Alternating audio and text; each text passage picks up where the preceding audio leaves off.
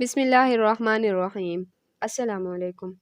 آج ہم سورہ بقرہ کا لفظی ترجمہ شروع کریں گے۔ لفظ بقرہ کا مطلب ہے گائے۔ یہ نام اس لیے رکھا گیا کیونکہ اس سورت میں حضرت موسیٰ علیہ السلام کی قوم کا وہ واقعہ بیان کیا گیا ہے جس میں حضرت موسیٰ علیہ السلام اپنی قوم سے 40 دن کے لیے دور گئے تو ان کی قوم نے ایک جادوگر سامری کی باتوں میں آ کر ایک بچڑے یعنی گائے کے بچے کو خدا مان کر اس کی پوجا شروع کر دی تھی۔ اب ہم اپنے سبق کی طرف آتے ہیں۔ بسم اللہ الرحمن الرحیم۔ شروع اللہ کے نام سے جو بے حد مہربان نہایت رحم کرنے والا ہے۔ سورہ بقرہ کی پہلی آیت ہے الف لام میم۔ یہ لفظ حروف مقطعات میں سے ہے جن کے معنی اللہ تعالیٰ نے اس دنیا میں ہم پر عیاں نہیں کیے۔ ایسے اور بھی الفاظ ہمیں قرآن مجید میں ملیں گے جیسے کہ صاد، طٰہٰ یا یاسین وغیرہ۔ دوسری آیت میں ہے ذالک یہ، الکتاب کتاب، لا نہیں، ریبہ کوئی شک، فیہ کے دو حصے ہیں، فی یعنی میں اور ہی مطلب اس، تو فیہ کا مطلب ہوا اس میں، ہدن ہدایت ہے یا رہنمائی ہے، للمتقین اس میں لام زیر لی کا مطلب ہے لیے اور متقین کا مطلب ہے متقی یا اللہ سے ڈرنے والے لوگ۔ پوری آیت کرتے ہیں ذالک الکتاب لا ریب فیہ ھدی للمتقین، یہ کتاب ہے اس میں کوئی شک نہیں، ہدایت ہے اللہ سے ڈرنے والوں کے لیے۔ اگلی آیت میں ہے الذین یعنی وہ لوگ جو یؤمنون وہ ایمان لاتے ہیں۔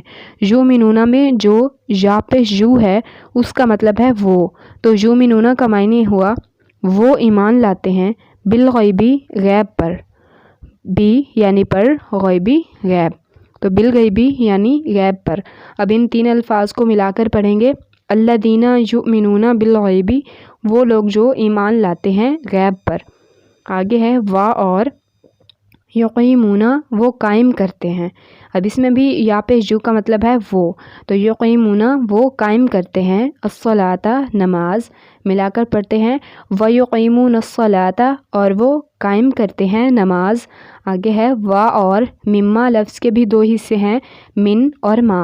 من کا مطلب ہے سے اور ما کا مطلب ہوا جو، تو مما کا مطلب ہوا سے جو، رزقناہم اس لفظ کے تین حصے ہیں، رزق یعنی رزق دیا، نون کھڑی زبر نا کا مطلب ہے ہم، تو رزقنا رزق دیا ہم ان کو یا وہ، ہم کا مطلب ہے ان کو یا وہ، تو رزقناہم کا مطلب ہوا رزق دیا ہم نے ان کو، تو وَمِمَّا رَزَقْنَاهُمْ اور ہم نے جو ان کو رزق دیا اس میں سے۔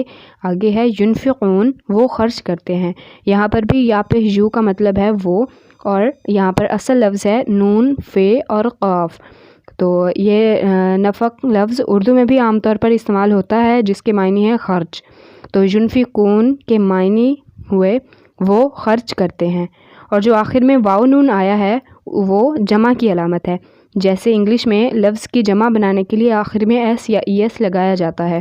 اب پوری آیت دوبارہ کرتے ہیں الذین وہ لوگ جو یؤمنون ایمان لاتے ہیں، بالغیبی غیب پر، ویقیمون اور وہ قائم کرتے ہیں، الصلاۃ نماز، ومما اور سے جو، رزقناہم رزق دیا ہم نے ان کو، ينفقون وہ خرچ کرتے ہیں۔